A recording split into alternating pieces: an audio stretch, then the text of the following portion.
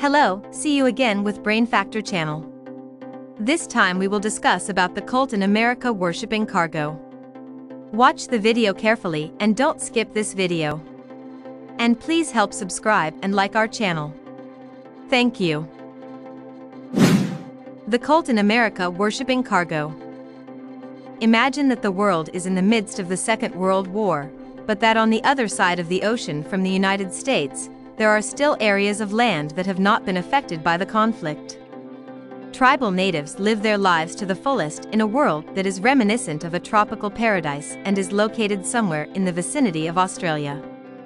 They are immune to the avarice that suffocates the rest of the world since their lives are devoid of the material treasures that contemporary civilization has to offer. That is, until one day, strange-looking machines bring in armed men in uniform who alter the lives of these island residents irrevocably. Cargo cults were these groups of indigenous islanders who believed that magic was responsible for the white people's extraordinary wealth and power. They were left in such a state of shock when planes and ships, radios, and televisions made their way onto these islands, and it looked as though there was no other explanation that could better excuse their mixing.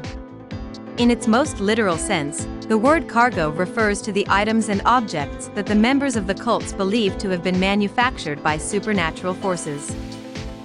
In the issue of the colonial news magazine Pacific Islands Monthly Now that was published in 1945, the word was used for the first time. It was used to explain the post-war culture by attributing it to false religious doctrine. The prophecy was different for each movement, but its core message remained the same. An ancestor had most likely made the journey to the West a very long time ago and had picked up some of the trade secrets of cargo manufacture there. After then, the products that the travelers from another country had purchased along the journey were sent back home via shipment. The revelation thus sparked the desire to reclaim what had legitimately been theirs all along. While the West was experiencing a boom in industrialization in the 20th century, these islanders were mimicking Western progress by producing things that were identical to those produced in the West. In the belief that they could achieve comparable results, they constructed radios out of wood and planes from straw. This led many to refer to them as cargo cults since they were obsessed with progress but failed to apply the same principles in their pursuit of it. In addition, members of these cults started engaging in white behaviors with the context of ritualistic rites in the expectation that one day the divine will acknowledge their existence and grant them the privileges that were previously reserved for white people. The island group known as Melanesia, which is located between Australia and the Pacific Ocean, is where the practice of worshipping cargo developed into a religion and flourished to its fullest and earliest extent. As a result, insanity spread throughout the region in the shape of many cults, such as the Naked Cult in Espiritu Santo, the Tuka Cult in the Fiji Islands, the Taro Cult in New Guinea, the Vailala Lunacy in Papua, and many others. The idea that new goods will usher in a new era was at the forefront of all of these social shifts at the time. One such religious sect regarded King George V of England as divine and worshipped him as such.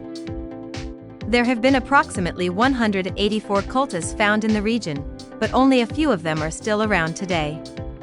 Others, meanwhile, continue to wait for the valued artifacts to be brought back home by the foreigners themselves, despite the fact that some of them believe their forefathers will return.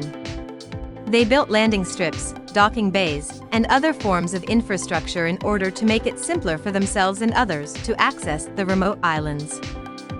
Students in Vanuatu, which is a small Y-shaped archipelago located close to the Fiji Islands, are big fans of the John From movement, which serves as a good illustration of this phenomenon. Thousands of people commemorate the American Messiah John From every year on John From Day.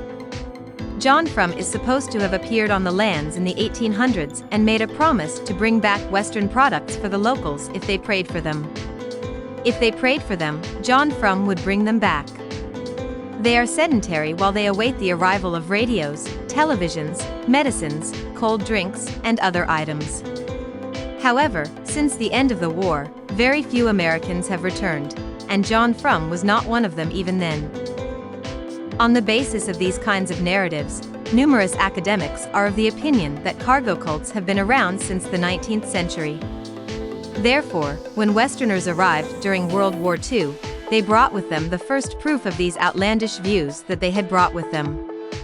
In accordance with the predictions, strange people were finally falling from the skies carrying mysterious-appearing objects.